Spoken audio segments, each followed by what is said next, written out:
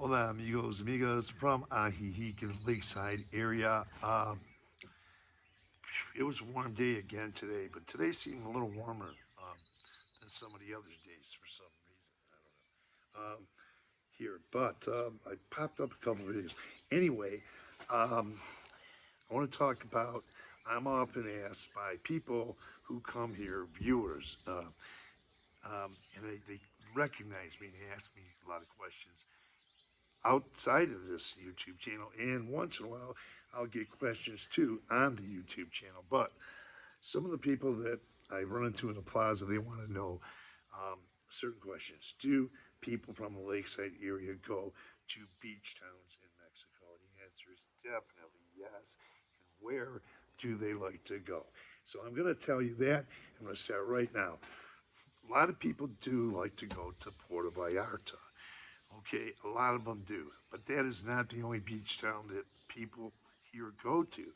People often regularly avoid, there are some that will avoid Puerto Vallarta. They might not like Puerto Vallarta. They might have want to expand and go to other places and see what they're like. So I'm going to give you a couple towns that they do go to, and this is not from what I hear from secondhand information, thirdhand. This is what I actually hear from people, and something from watching other YouTube videos as well. Other than Puerto Vallarta, a lot of people like to go to Barro de Navidad, and I'm sure there's maybe even more places, and I'll tell you about that in a minute. A lot of people like to go to Manzanillo, to beach towns. Some people like to go to Sayulita, Mazatlan, and there's even more places. As a matter of fact, I think Jerry Brown's Travels has a video. Him and his wife Lori are traveling to beach towns. I don't know if it was one of his older ones, but I did see it recently. And you're traveling to beach towns all along the west coast of Mexico. So that's pretty interesting. I want to view that. I saw one of the towns, but it's pretty interesting. Okay, let's get back to this. Puerto Vallarta. A lot of people want to know how far, et cetera, et cetera. You can find out a lot of this on websites, but the information I found that Puerto Vallarta is approximately 390.9 kilometers from the lakeside area. That's 242.894 miles. Now, other websites may vary, things like that. Time. Driving on one website, it said 5 hours and 23 minutes. But I've heard that you can even get there maybe a little sooner. It depends on who you talk to and what website you're looking at. Okay, Barro Navidad. I'll tell you, I talked to quite a few expats, and many of them people have been living here for 15 years, and they go all over the place, not only just Puerto Vallarta, but other places. So one place is Barro Navidad, and Barro Navidad is about a 4 hour, 38-minute drive. It's 371 kilometers, equal to about 230.5 miles. And that, yeah, the map, the drive they go through, will take you through the city of Colima, Mexico. So that's here in Jalisco, Colima is. And also, they will go to Manzanillo. Manzanillo is a good location, and this one is probably the shortest drive of them all. Manzanillo is 3 hours and 52 minutes um, driving, and 297.2.9 kilometers, equal to only 185.1 miles. Now, I want to just say that there are many different, or a few different ways you can go and travel to these beach towns, and I'll get to that in a minute. Some of you already probably know there's different ways you can go on these luxury buses. I'll talk more about that later. And fly. There's some good airlines here in Mexico that people use to fly too. Flight is very inexpensive, pretty inexpensive, and taking those luxury buses to these different towns and how to get there. You usually go to the major towns first, bigger towns first for some of them. Some of them, and some of them you might be. If you go to one of those smaller beach towns, especially the ones I haven't mentioned, you'll probably take a taxi or some other kind of bus to get to the smaller beach towns. But generally, when people get into the bigger towns, you can get buses right out of Guadalajara and Ajijic, I believe, to get to some of these places. But flight's another way too, and driving air is another way. Driving oneself, teaming up with someone. I know a lot of people that team up with each other and they drive, and I'll get into that in a second. Um, Mazatlan. Now that's probably about the furthest one I know that most people here from the lakeside area go to. And that's a 6 hour and 33-minute drive, and 528 kilometers equal to 328 miles. That's north of Puerto Vallarta. So, okay, now I'll tell you how you find out. How would I find out a lot of information? By being in the expat community. I get out in the Mexican community and the expat community, but they're going to tell you that a lot of people do go, and many people do go to Puerto Vallarta, but they like these other locations as well. Now, there's different ways of going. I You can fly. A lot of people fly. I mentioned that, and or take the luxury buses. Now, I have a friend. He's up in Canada right now. He's been here for 10 years, living here as a Mexican resident for 10 years. And he one time he told me he took a bus with his girlfriend to Puerto Vallarta. I couldn't believe it because he's got two cars. He just said he didn't feel like driving, and he just wanted to get on one of those luxury buses. So he did that.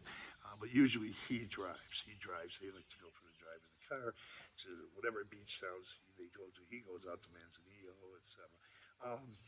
Now, and some other places too. He's even went to Michoacan, some beach in Michoacan they went to. They travel quite a bit. Okay, now Canadians. I'll tell you, I meet a lot of Canadians here. There's a lot of Canadians from Toronto here in the lakeside area and other places, many other places all over Canada, as well as people from the U.S. and other countries.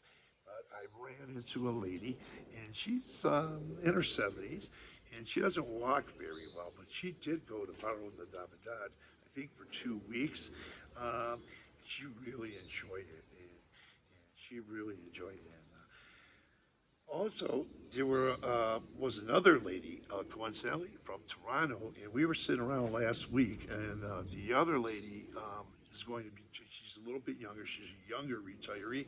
She's going to Barra de Navidad, um, and she's gonna be traveling with a woman, driving with a woman from Los Angeles. So you can team up and do this. There's a guy if you're driving. There's a guy right here in his complex. He's from what's it, Brantford, Ontario. He lives right here in his complex. He's been here for 15 years, and he's slowed down a little bit, but he just sits. I like sitting around listening to his trips and his travels. He gets together with people, men and women, and they go all over. There's even been, I know some women that even went as far as Ile de Mujeres, but I think that's quite a bit farther. So you probably definitely would want to take a plane there. But you can take planes to these places. Let me see. There's just so many people I can go on and on and on and tell me about their travel. So if you think that it's most expats or what they go to just Puerto Vallarta, no, they expand. They go out a lot of places, and I find out that the more you stay here, well, yeah, a little thing bug on me. The more you stay here, the more you expand.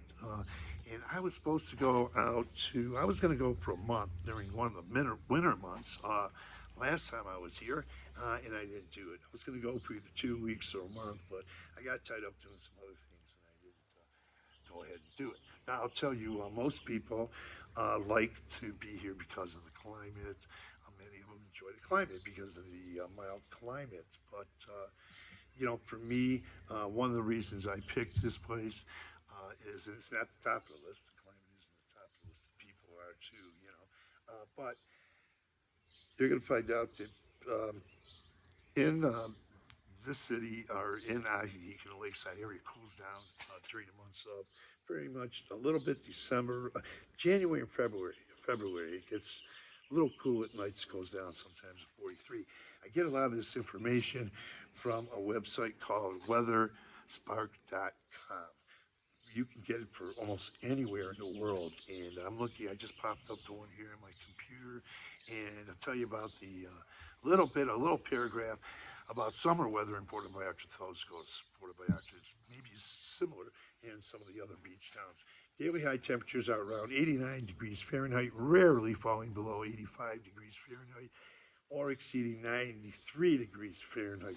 It's pretty hot here today, so if you can hang here, maybe you can get up there and go.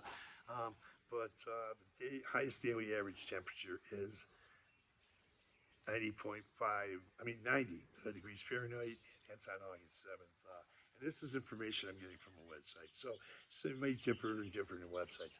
Daily low temperatures are around 76 degrees Fahrenheit. That's daily low temperatures. That sounds like a good time to go to a beach town for me. I wouldn't mind. Rarely falling below 70 degrees Fahrenheit or exceeding 80 degrees Fahrenheit. That's what this says. Weatherspark.com. The highest daily average low temperature is 77 degrees Fahrenheit on June 28th. For reference, on August 2nd, the hottest day of the year, temperatures in Puerto Vallarta typically range from 76 to 90 degrees Fahrenheit, while on January 3rd, the coldest day of the year, they range from 62 degrees Fahrenheit to 80 degrees Fahrenheit. I'm sorry to give the Celsius. I know they use there's different ways. There's Celsius as well. So I use the Fahrenheit chart. But there's a Celsius chart you can get to on this website. Okay, I'm going to give you a little example of what this says. Puerto Vallarta, and maybe it's pretty much the same. I'm not sure. I didn't look at all the other towns I just referenced or gave you information on, but I'll go to Puerto Vallarta. Let me get this advertisement off of here. Okay, this chart's really good. It gives, it'll give you a lot of information and. Where is that one section that I give you? Talk about humidity, precipitation, a lot of things. Now, for some reason about this up today, I'm not getting the exact information that I had yesterday. And it's probably because I didn't click a button right or something. I don't know. Let me try. Let me go through this. Summer, spring, summer, fall. Let me go to winter here. Okay. I gotta get rid of this. I got another advertisement ad that came up here. I gotta learn how to get rid of some of these. Okay, winter weather in Puerto Vallarta. I hope you're sticking around because this is really looking interesting, but I'm not getting the right chart. But you'll see the temperature differences here from the lakeside here, which can go down. See, 43 to 43 degrees Fahrenheit in the night in some of these winter months. Probably most likely in January and February, and then March it starts warming up. You can get back to the here, but I know that if I'm going to be traveling, I'm going to be doing some traveling wherever, whatever beach town or where I'm going to go. I'm going to be going probably in maybe the January February time when the beaches are more the heat is more tolerable for me, and because a lot of us come down here, we choose places like San Miguel de Allende, places like that to go to, and other cities in Mexico to live, like here, where the altitude is higher and it's cooler temperatures. So it's like that in a little bit in Cuernavaca, Oaxaca City as well. But I'm one that I don't want to live year round or even for 6 months in a very high temperature or something like that. But I think I can put it together for week, two, or maybe even a month. Getting used to it here. It's been warm the other day. So if I can today, so if I can do it here, I probably can do it there too as well. Even um, even in some of the warmer months that these people go to these beach towns. So well, I got a lot of plans to do. I got a lot of things to do, and I want to just you talk to the people, who actually go to these places, and there's a lot of people from the lakeside area. If you make friends, get involved in the community. Um, in not only the Mexican community, but the expat community as well.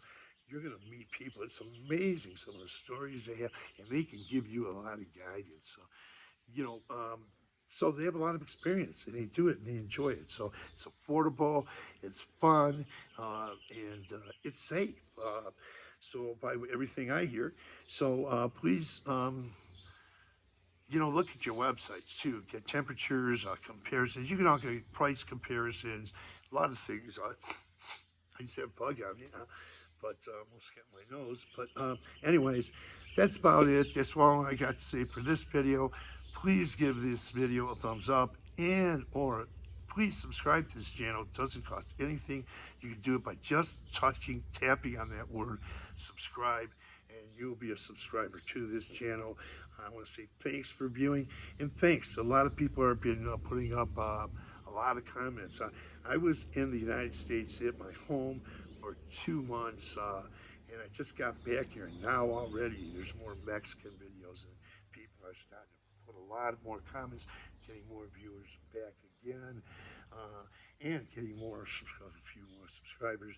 So um, now I'm not going to be putting up those old clips that I had from 2019, 2020, and stuff like that. So with that, thanks for viewing and have a great day. Oh, to all the Mexican women who do view this channel, we do get Mexican women or Hispanic women viewing this video from time to time, and some of them are subscribers. One even lives here in La Floresta. She introduced herself to me on the highway like last October, but I don't know if she's still here or not. But I do get subscribers. I want to say Happy Mother's Day, Feliz Dia de las Madres. So with that, thanks for viewing and have a great day.